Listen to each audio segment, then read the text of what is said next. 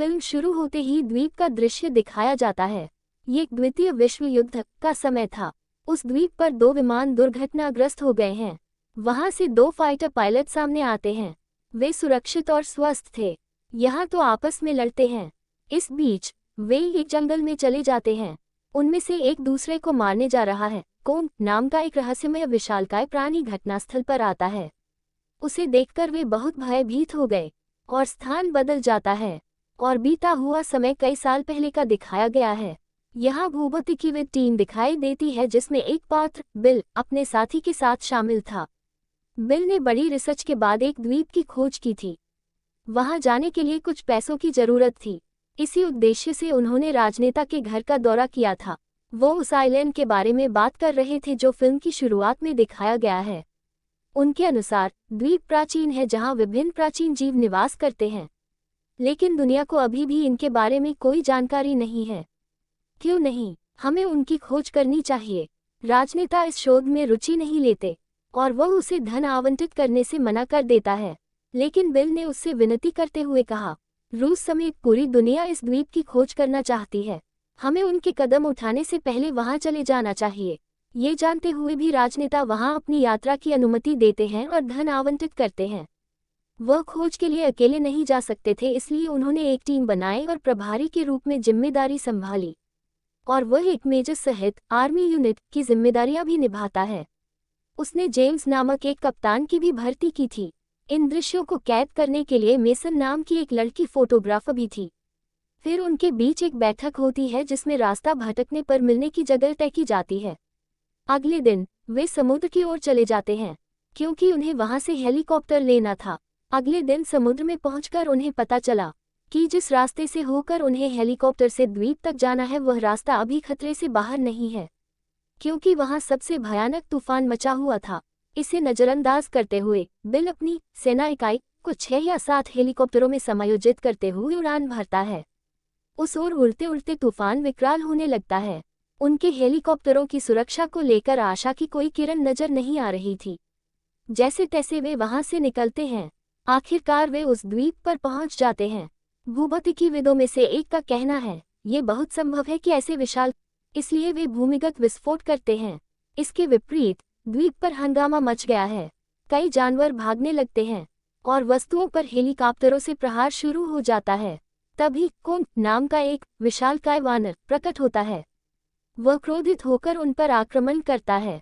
Major अपने सैनिकों को फायरिंग करते हुए इसे निशाना बनाने का आदेश देता है। जब वे इस पर अपनी बंदूकें चलाते हैं तो यह उत्तेजित हो जाता है। वह उन पर और उनके हेलीकॉप्टर पर हमला करना शुरू कर देता है। इससे कई सैनिक मारे जाते हैं। अब वे 2 टीमें बनाते हैं। एक टीम में बिल और सेना के जवान शामिल थे, जबकि दूसरी टीम में मेसन, बिल और बाकी बचे लोग शामिल थे। अपने कई सैनिकों को खोने के बाद मेजर ने बिल पर बंदूक तान दी और कहा, आप हमें यहाँ क्यों लाए हैं? बिल उत्तर देता है, ये ग्रह हमारा नहीं था। यहाँ जानवर निवास करते थे जिनमें ऐसे जीव भी शामिल थे जो हमारी जानकारी से परे हैं। इसके अलावा वह बताते हैं कि एक बार मैं समुद्र में नाव चला रहा था कि एक विशालकाय जीव ने हमारी नाव पर हमला कर दिया और मेरे अलावा सभी लोग खत्म हो गए। लौटकर जब मैंने सारी कहानी बताई तो किसी को मेरी बात पर विश्वास नहीं हुआ। फिर मैंने तय किया कि मैं खुद रिसर्च करूंगा। मैं 30 साल के शोध के बाद यहाँ आया हूँ ताकि मैं दुनिया के सामने उजागर कर सकूं कि ऐसे प्राणियों का अस्तित्व है। उनका कहना है, ये जीव जल्द ही इंसानों पर कब्जा कर लेंगे, इसलिए हमें ढूंढते समय उन पर पकड़ बनाए रखनी चाहिए। अब उनका एक सैनिक लापता था तो उसकी तलाश में जंगल की ओर बड़ी चाल चली गई। चलते समय एक सिपाही के मुंह में बांस ठूंस दिया जाता है और वह दयनीय रूप से मर चुका है। अपनी आंखें ऊपर की ओर झुकाते हुए बांस में मकड़ी ने अपना जाल बुना है। वह राक्षसी मकड़ी थी। वह बाकी सैनिकों पर हमला करना शुरू कर देता है। फिर मेजर ने उसे गोली मार दी। ये जंगल रहस्यमयी जीवों से भरा हुआ था। विपरीत दिशा में एक लापता सैनिक को दिखाया गया है। एक जलधारा के पास खड़े होकर उसे विशाल वानर कोंग दिखाई देता है। वह देखता है कि एक ऑक्टोपस ने पानी से कोंग पर हमला किया है। इसके विपरीत कोंग ने उस ऑक्टोपस को मारकर उसे खाना शुरू कर दिया है। वहां मौजूद वह सिपाही ये देखकर भयभीत हो जाता है। फिर जेम्स की टीम को एक जगह पर घूमते हुए दिखाया जाता है। उनके सामने एक विशालकाय जीव भैंस का सामना होता है। चाहे उन पर हमला हो, वे कुछ समय के लिए अपनी एड़ी चोटी का जोर लगा लेते हैं, लेकिन वह भैंस चुपचाप वहां से चली जाती है। अब वे आगे बढ़े, तभी उनका सामना कुछ जंगली मूल निवासियों से होता है। उनमें एक आदमी ऐसा भी था जो अंग्रेजी बोल सकता था।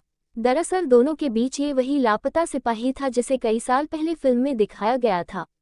वह उन्हें एक आदिवासी समुदाय के पास ले जाता है और समझाता है, हम दोनों सैनिकों को कई साल पहले यहाँ पकड़ लिया गया था और हम लोग उसी समय से यही रह रहे थे। कुछ वर्ष पहले एक अन्य सैनिक को स्कल क्रॉलर नामक प्राणी ने मार डाला था। जमीन के अंदर रहता है ये रहस्यमय जीव। ये कान का सबसे बड़ा दुश्मन है। वह बताते हैं, वे लंबे समय से भूमिगत रह रहे हैं। जो बम तुमने फोड़ा था, उसके फटने से वे सतह पर आ गए हैं। उन्होंने बताया, कान वास्तव में हमारी रक्षा करता है। अगर वे कौन को नुकसान पहुंचाएंगे तो हमें कौन बचाएगा। जेम्स की टीम के पास उस स्थान तक पहुंचने के लिए बहुत कम समय था। वह बूढ़ा सिपाही सुझाव देता है कि पैदल जाना व्यर्थ है, मैं तुम्हें एक नाव सौंपता हूँ। फिर वे इसकी मरम्मत शुरू करते। मेसन देखता है, एक भैंस गिराए गए हेलीकॉप्टर से बोझिल है। वह उसे हटाते समय उसकी मदद करने की कोशिश करती है, लेकिन कोई फायदा नहीं होता। फिर कौन प्रकट होता है जो हेलीकॉप्टर को आसानी से उठाकर भैंस की जान बचाता है। मेसन डर गया है, कौन का सामना कर रहा है। फिर वह सोचती है कि जिसके मन में जानवरों के प्रति नर्म रुख है, वह किसी के साथ क्रूर कैसे हो सकता है। दूसरी तरफ एक लापता सैनिक को दिखाया गया है। वह एक जगह बैठा हुआ है। बाद में उसे महसूस होता है कि यह कोई पेड़ नहीं बल्कि कोई जीव है। जैसे ही वह प्राणी खड़ा होता है, वह अपनी बंदूक से फायर करना शुरू कर देता है, लेकिन इससे पता चलता है कि जीव एक चीज की वजह से भागने लगता है। वह कोई और नहीं बल्कि स्कल क्रॉलर था, जिससे डरकर वह भाग रहा था। वह स्कल क्रॉलर खुद आगे बढ़ते हुए उस सैनिक को मार डालता है। अब सेना की टुकड़ी आगे बढ़ने के लिए तैयार थी और जेम्स की नाव भी बन चुकी थी। वे जनजाति को अलविदा कहकर चले जाते हैं। सभी यह सोचकर उत्साहित थे कि वे द्वीप छोड़ रहे हैं। इसी बीच अजीब मांसाहारी पक्षी आते हैं और अपने बीच से एक आदमी को उठाकर ले जाते हैं। जेम्स उन पर अपनी बंदूक चला रहा है। पहली नज़र में ही वे पक्षी उस आदमी को नोच डालते हैं। वे उसे बचा नहीं सकते। फिर वे दोबारा नाव पर चढ़ जाते हैं।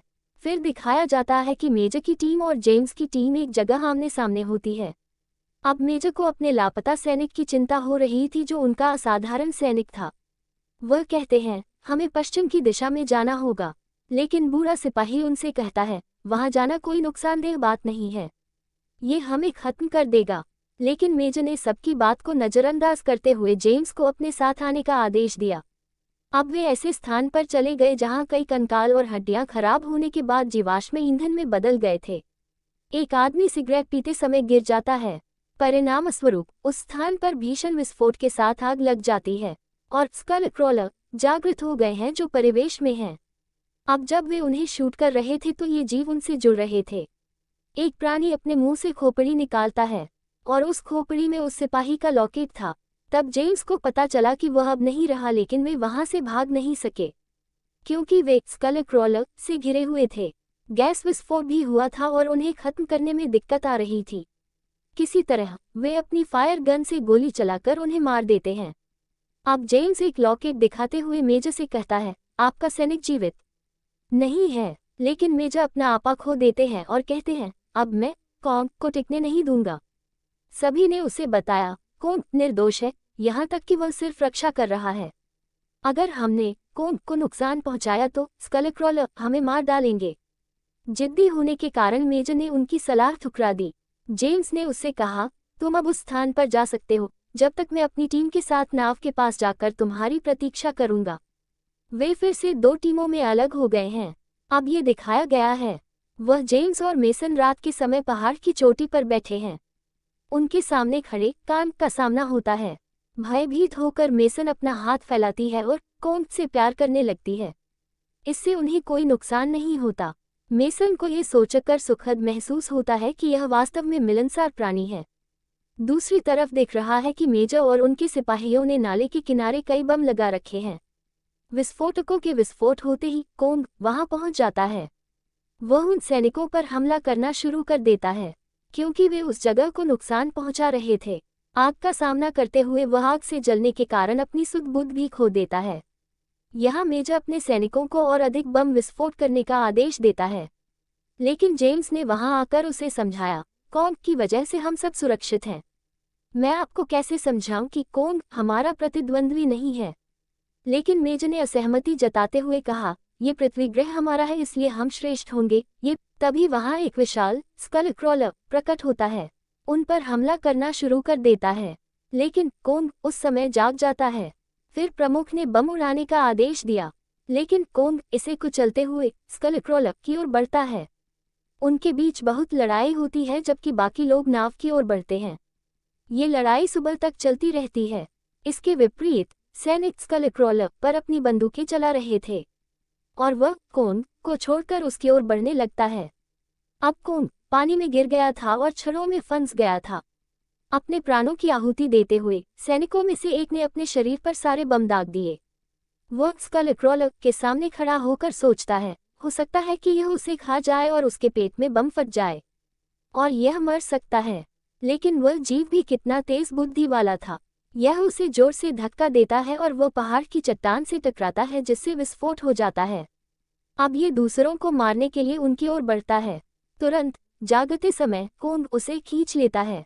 पहाड़ पर चढ़ते हुए मेसन हेलीकॉप्टरों को संकेत देने के लिए अपनी बंदूक से फायर करती है क्योंकि वे यहाँ हैं, लेकिन वह एक धारा में गिर जाती है। अब कॉन्ग दिखाया गया है जो पूरी ताकत और ऊर्जा के साथ उस जीव से लड़ रहा था। आखिरकार वह उस प्राणी को पीट पीट कर और उसकी जीभ खींचकर हमेशा के लिए मार देता है। मेसन को धारा से बाहर लाकर उसे इंसानों के पास छोड़ देता है। अब वे जुड़े हुए थे, इसलिए एक साथ होकर अपने देश लौट आए और कंपनी मेसन और जेम्स को काम पर रखती है, जिसका उद्देश्य नए प्राणी को अपने नियंत्रण में रखना था। और वह बूढ़ा सैनिक जो उस द्वीप पर लापता था, 30 साल पहले वहां आया था, वह वापस लौट आया था और वह अपने बेटे और पत्नी से मिला। वह जीवंत हो उठता है और उसके साथ ही फिल्म भी पूरी हो जाती है।